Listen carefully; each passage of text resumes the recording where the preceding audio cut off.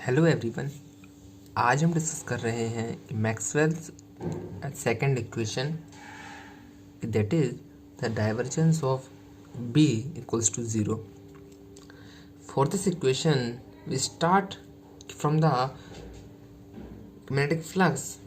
हम जानते हैं कि the number of magnetic lines of force entering any arbitrary closed surface is exactly the same as leaving it.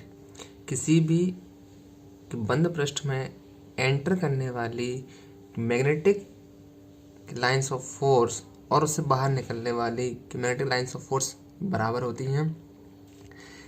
इसका अर्थ ये है कि उस पृष्ठ से संबंधित magnetic flux is always zero. That is the closed surface integration of B dot ds equals to zero. यहाँ पर b मैग्नेटिक इंडक्शन वेक्टर है। हम जानते हैं कि गॉस के डाइवर्जेंस के थ्योरम के अनुसार किसी भी वेक्टर फील्ड का क्लोज्ड सर्फेस इंटीग्रेशन ये बराबर होता है उस वेक्टर फील्ड के डाइवर्जेंस के आयतन समाकलन के। It means the closed surface integration B dot ds equals to the volume integration of divergence of B. हमने इसको इक्वेशन 2 का नाम दिया है।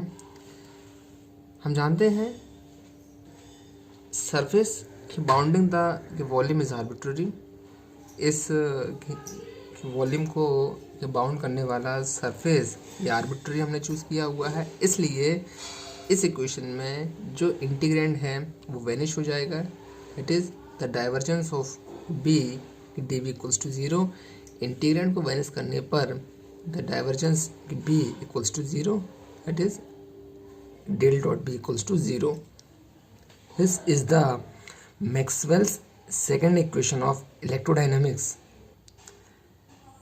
इसके बाद हम बात कर रहे हैं कि Maxwell's third equation of electrodynamics, जो ये बताता है कि curl of electric field vector equals to the minus of del V by del T.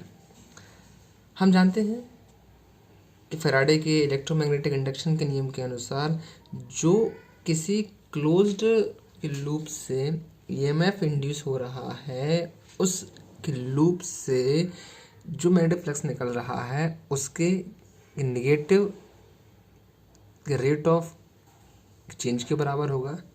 That is EMF, induced EMF is represented by small e, which is equals to the minus of d phi by dt, where phi is the magnetic flux। इसको हमने equation 1 का नाम दिया है। हम जानते हैं कि magnetic flux is the closed surface integration of B dot D S. यहाँ पर s कोई आर्बिट्ररी सरफेस है। देन फ्रॉम इक्वेशन 1 हम इसको लिख सकते हैं E equals to minus of D by D T. Phi का वैल्यू हम यहाँ पर रख रहे हैं, that is the surface integration of B dot D S. And आगे E equals to the minus of surface integration of del B by del T dot D S. D by D T is only imposed on B vector because the surface is arbitrary and it is fixed. But हम जानते हैं EMF can also be computed by calculating the work done in carrying a unit charge around the closed loop। किसी भी एक unit charge को carry करने में जो वर्क डन हो रहा है, that is also the EMF E। Thus E is the electric field intensity at a small element dl of loop. Then we know the work done by the electric field, that is E equals to the closed line integral of E dot dl. This is from the definition of electric potential. From equation 2 and 3, the closed line integral of E dot dl equals to the minus of surface integral of del B by del T dot D S. हम जानते हैं Stokes theorem से the close line integral of any vector which is the open surface integration of curl of that vector, that is the closed line integral of E dot dl equal to the surface integral of curl of E.